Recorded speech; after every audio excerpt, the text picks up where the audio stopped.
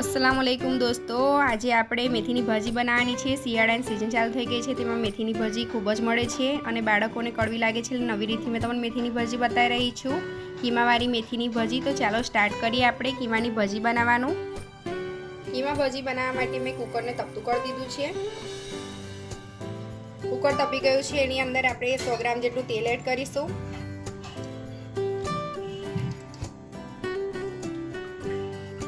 तेल तपी गયું છે, એની અંદર આપણે મસાલા નાખવાના છે।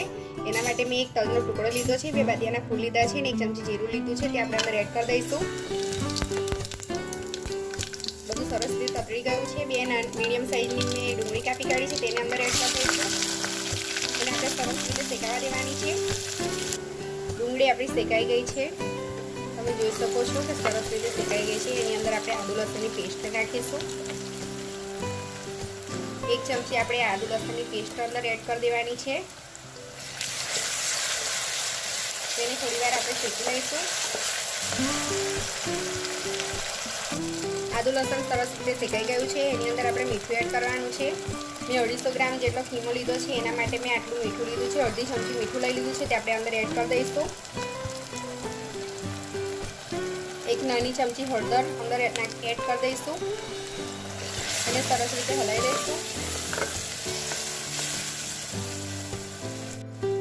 250 ગ્રામ જેટલો જે મેં તમને કીધું તે કીમો આપણે ધોઈને તૈયાર કરી દીધો છે, કમ્પ્લીટ વોશ કરી લીધો છે, તે આપણે અંદર નાખી દઈશું અને સરસ રીતે હલાવી દેવાનું છે।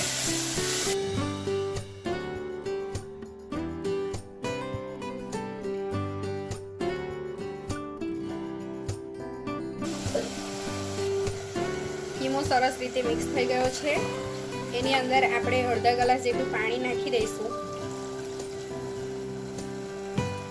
અને કુકરનું ઢાંકણું આપણે બંધ કરી દઈશું। 15 મિનિટ સુધી આપણે કીમાને થવા દેવાનો છે। આપણો કીમો થાય છે ત્યાં સુધી આપણે ભાજીને સમારી લઈશું।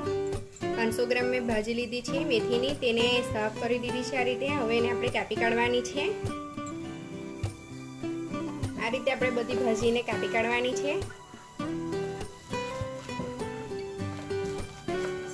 સરસ રીતે એને કાપી કાઢવાની છે।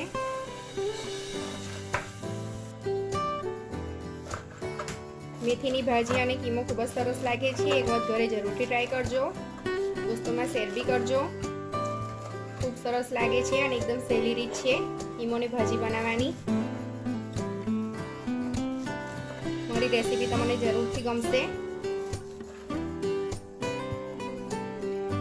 ભાજી સરસ રીતે કપાઈ ગઈ છે। આપણે આની અંદર લીલું લસણ બી એડ કરવાનું છે, તેટલા માટે મેં આ લીલું લસણ લીધું છે, એને બી આપણે ઝીણું ઝીણું સમારી દઈશું।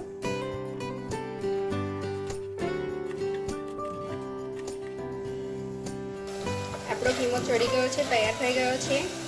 હવે એને આપણે એક તાસરામાં નિકાળ લઈશું। આ રીતે એક તાસરામાં બધો કીમો નાખી દેવાનો છે।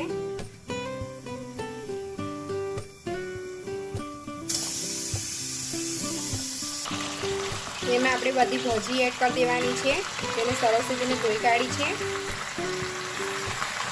આ રીતે બધી ભાજીને આપણે અંદર એડ કરી દઈશું।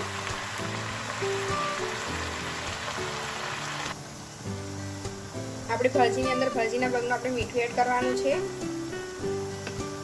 3 લીલા મરચાં અંદર એડ કરી દઈશું। 1 ચમચી જેટલો ધાણા પાવડર નાખીશું। 1 ચમચી ગરમ મસાલો એડ કરી દઈશું। સરસ એને હલાવી દેવાનું છે।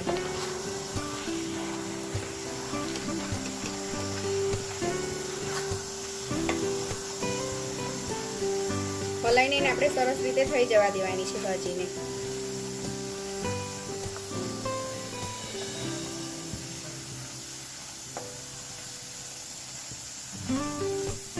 તમે જોઈ શકો છો કે ખૂબ જ સરસ દેખાઈ રહી છે આપણી ભાજી। ટેસ્ટમાં બી એટલી સરસ લાગે છે, એક વખત ઘરે જરૂરથી ટ્રાય કરજો। હવે આપણે એની અંદર લીલું લસણ નાખી દઈશું।